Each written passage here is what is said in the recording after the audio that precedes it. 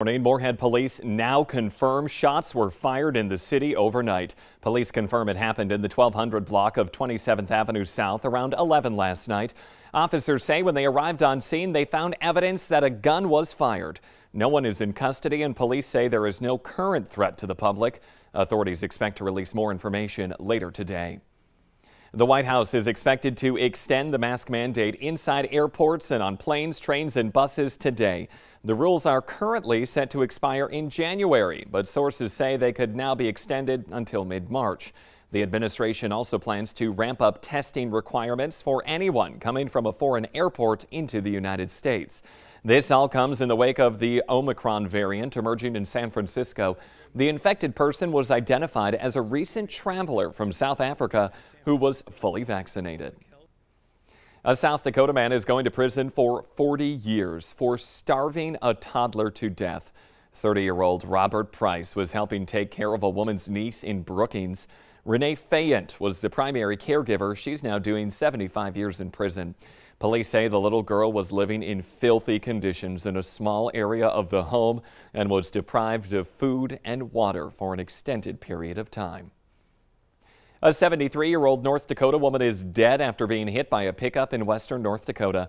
The Highway Patrol says the victim had stopped on Highway 22 north of Killdeer to help someone change a flat tire yesterday. She was then hit while crossing the road and died at the scene. The pickup driver told troopers that he was not able to avoid hitting her. We have new information this morning on a police-involved shooting that we first told you about right here. The man shot after allegedly threatening officers in Forest Lake, Minnesota over the weekend has now died. Police were responding to reports of a home invasion involving an armed intruder. The man was shot after police stopped his car that was leaving that home. It is now 6:55 on this Thursday morning. We want to get a check of your forecast as we have unusually warm December weather, Lisa. It sure is. Yesterday, of course, we set records. Today, still mild, but not quite as warm out there. This morning especially looking mild, and we've got some clear skies mixed in with some clouds too. This is our view in Grand Forks on our Home of Economy Skycam there. You can even see that crescent moon this morning that we are starting with in the southern view here. Here's a look at Fargo's conditions. We are into the 20s, so we're below freezing. Any places where we had some melting yesterday, any standing water, that's frozen back over again, so watch out for some icy patches. Wind is westerly at 9 miles per hour. Feels a little more like 20 degrees. And across the river in Morehead, we've got 32 degrees there. So not too bad this morning to start. In Grand Forks, the snow that was on the ground is gone, for the most part at least. And we're looking at temperatures of 28 degrees in Grand Forks, wind northerly and light at 3 miles per hour. Here's a look at your radar and satellite map. We are quiet for now in the valley, but I'm looking to the north and west for our next chance for some snow. Again, that northwesterly flow bringing in these quick moving and just weak but impactful systems that are moving through. We're talking about another clipper kind of swinging in and bringing us that chance for a little bit of snow tonight, and perhaps even a little rain on the southern end of the valley as we warm up for later today. But for now, we're pretty quiet at the moment. Here's a look at the bus stop planner. During the daytime hours, it should be fairly quiet. So in places like Fargo, the Central Valley, and places in Minnesota, we should be on the dry side. We're looking at temperatures again around the freezing mark as we're heading off to school. Some partly cloudy to mostly cloudy skies. And then heading home from school, it's going to be more overcast. We're going to see wind that's not too strong, but still northwesterly. And temperatures, not quite the 51 we got to yesterday. We're looking at a high of 39. Still above freezing and above average with cloudy skies. Now again, it's into the evening hours, starting around drive time this evening, and then beyond that we have that chance for some snow. I'm looking at maybe about an inch of snow in some places. I think a lot of spots may not see much of any at all.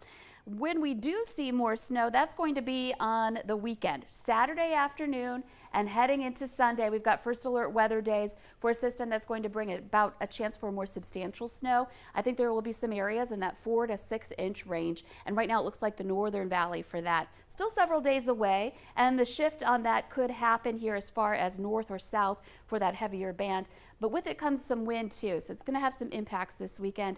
And check out these temperatures next week. Much cooler and staying below freezing, so that snow sticks around a while. Much more seasonal for December most years anyway. That's for sure. All right, thank you, Lisa. It is now 6:57. Minnesota Governor Tim Walz will be in Dilworth today to visit a proposed local jobs and project site. It's part of the governor's statewide tour to hear from Minnesotans and visit projects that the governor is considering including in his bonding proposal for the 2022 legislative session. Governor Walz will be joined by Dilworth Mayor Chad Olson. Grieving families in the valley are already coping with the loss of a loved one, and now they're facing another problem. The general manager of Dakota Monument Company says some granite is quarried overseas, and getting their hands on it comes at a hefty cost for shipping. He says there are U.S.-based options to get granite, but those companies are also dealing with their share of challenges like labor shortages.